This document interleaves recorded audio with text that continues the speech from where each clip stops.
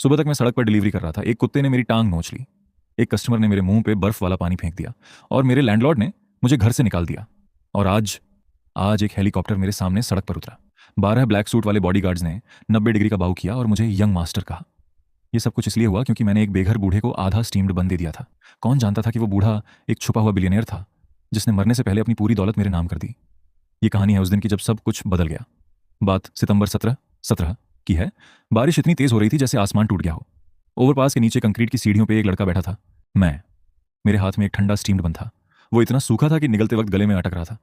ये बन मैंने सुबह ही एक ब्रेकफास्ट स्टॉल के ओनर से मांगा था। 2 बचे हुए थे जो बेचने वाले थे। हिम्मत करके मांग लिए। अब बारिश का पानी ओवरपास की दरारों से टपक रहा था, सीधा मेरी गर्दन पे। पूरा शरीर कांप रहा था। डिलीवरी यूनिफॉर्म पूरी भीग चुकी थी और बॉडी से चिपक गई थी। तभी मेरे बगल से एक जोरदार खांसी आई। मैंने सर घुमाया। अंकल गू ब्रिज के पिलर से टिके बैठे थे। एक फटी हुई आर्मर्ड कोट पहने हुए, हर खांसी के साथ उनका शरीर आगे को झटका खा रहा था। बारिश उनके सफेद बालों से बहती जा रही थी। अंकल, दवाई लेना फिर से भूल गए? मैंने त्योरियां चढ़ाकर पूछा। अंकल, गू ने हाथ हिला दिया। खूब खांसे फिर शांत हुए। कुछ नहीं बेटा, पुरानी प्रॉब्लम है। उनके होंठ ठंड से नीले पड़ गए थे। मैंने अपने हाथ के आधे खाए बन को देखा, फिर उनके चेहरे को देखा। बिना एक सेकंड सोचे मैंने बन आगे बढ़ा दिया। खाओ अंकल, आधा बचा है। और बिना पलक झपकाए झूठ बोल दिया, मैंने पूरा खा लिया है। सच ये था कि मेरा पेट अभी भी खाली था। आंतें गूंज रही थीं। अंकल गू ने बन लिया। धुंधली आंखों से मुझे देर तक देखा, फिर सिर झुकाकर खाने लगे। मैं खड़ा हुआ, अपनी रेनकोट उतारी और सीधा अंकल गू के ऊपर डाल दी। अभी ओढ़ लो, मैं बाद में दौड़ूंगा तो ठंड नहीं लगेगी। जैसे ही मैंने ये कहा, मेरा फोन जोर से वाइब्रेट हुआ। आधी क्रैक स्क्रीन वाला फोन निकाला। ऑर्डर अलर्ट पागलों की तरह बज रहा था। बिल्कुल गर्म होना चाहिए, ठंडा हुआ तो रिजेक्ट एंड बैड रिव्यू। अनुमानित डिलीवरी का समय 35 मिनट। जगह cloud peak residences. Cloud peak residences. मेरा दिल बैठ गया। शहर के ईस्ट साइड की सबसे फैंसी बिल्डिंग। गेट के सिक्योरिटी से आर्ग्यू करने में ही जिंदगी निकल जाती है, और ऊपर से ये वार्निंग।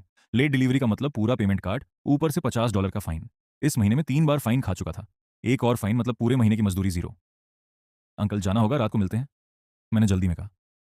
अपनी फटी हुई इलेक्ट्रिक बाइक पर बैठा, बिना किसी हिचकिचाहट के थ्रॉटल पूरा घुमा दिया और सीधा मूसलाधार बारिश में घुस गया।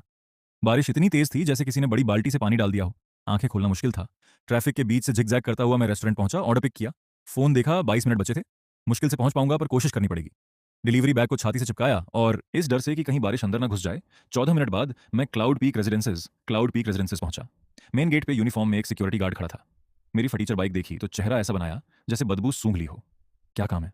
डिलीवरी है सर, 28वां फ्लोर। मैंने फोन पे ऑर्डर दिखाया।